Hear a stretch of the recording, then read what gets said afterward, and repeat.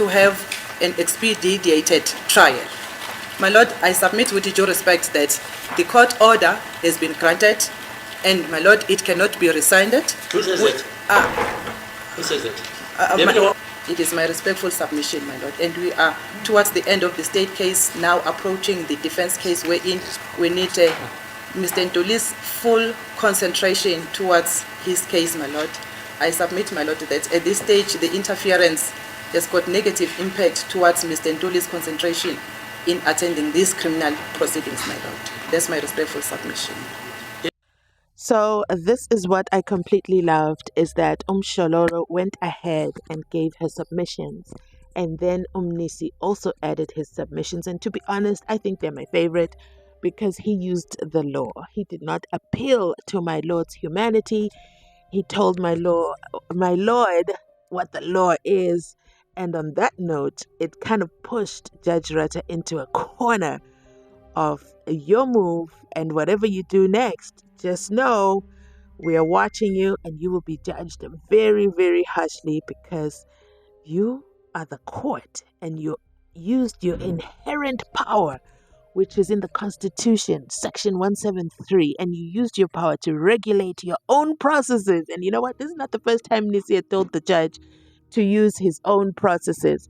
This is actually the second time, because he had done that before, but in that moment, of course, they didn't win those submissions.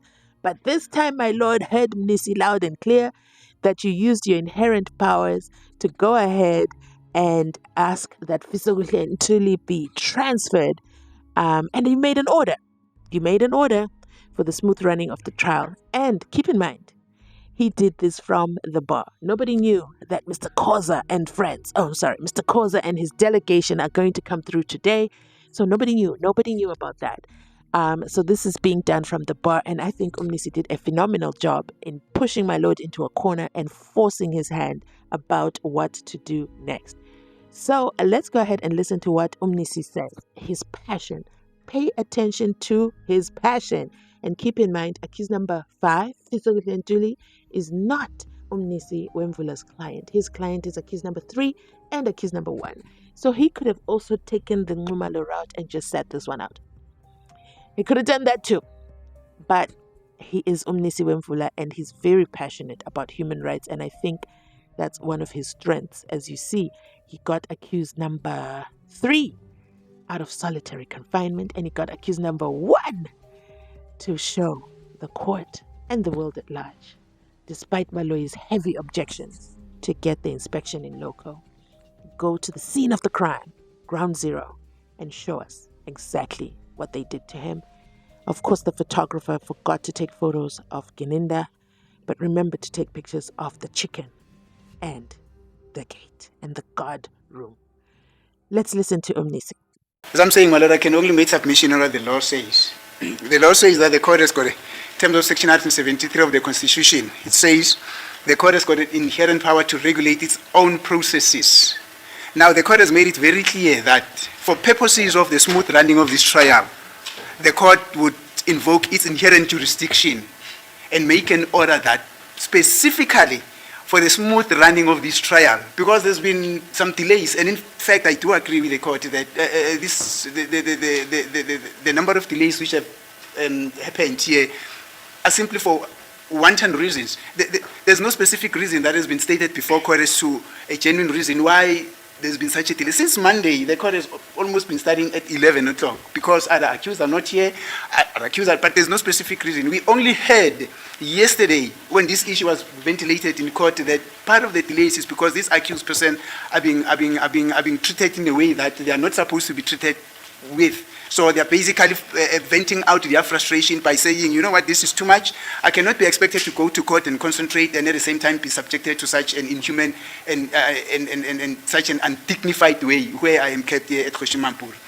Now, the court says, in the interest of the smooth running of this case, and I know that I cannot interfere with the decision of the correctional services as to who must be housed where and who must be housed here. But in the interest of the smooth running of this case, I am going to propose and make an order that Mr. Ntuli then should then be sent back to Leeuwkop, where he says he will be better treated compared to at Mampuru. And the court correctly says that I do not want to make a value judgment as to who is wrong and who is right. Now, the court is using its inherent jurisdiction. And the law says, if a person is not happy with the manner in which a court is using its own inherent jurisdiction, Mr. Matlala, you know what the avenues are. It's not like this court decided to thumbsuck the decision and base it on nothing. It is basing it on the Constitution, which says in Section 173, the court has got its own inherent jurisdiction to regulate its own processes. What did the court do yesterday was to regulate the process of the smooth running of this case. As you're standing there, Mr. Matlala. Oh, Mbani? Oh, as you're standing there, Mr. Khoza, you don't have a locus standi to challenge the decision of the court, to challenge the order that the court made yesterday. Because it's an order that comes from the Constitution. The powers that the court exercised yesterday are powers that are conferred on this court by the Constitution. If you are not happy with the decision that the court has made yesterday, you cannot come here in person and say, but we're not happy with the decision of the court, so we therefore want this decision to be changed. You know what process should be followed. You don't have locus standi, locus standi, what do they call it now? Locus standi in iudicio, to come and challenge the court decision the manner in which you are doing it now. This is totally irregular. But the operative weight that came from the court yesterday, and everybody else was here, was in the interest of justice and in the smooth running of this case. I am going to order that this should be the case. I am aware that I cannot interfere with the administrative processes of the correctional services. But that, from me, is derived from what the Constitution is saying. And that is exactly what the law is saying, my Lord. I would still say, my Lord, that what the court did yesterday was in the best interest of the administration of justice. But beyond that, seeing to it that this case, which has been delayed on a number of occasions due to the late arrival of these accused persons, which culminated to the information that the court received yesterday, then the court made an order in terms of the Constitution. If somebody wants to challenge that order that was made in terms of the powers that are granted by the court, by the Constitution, then this is not how that is supposed to be happening.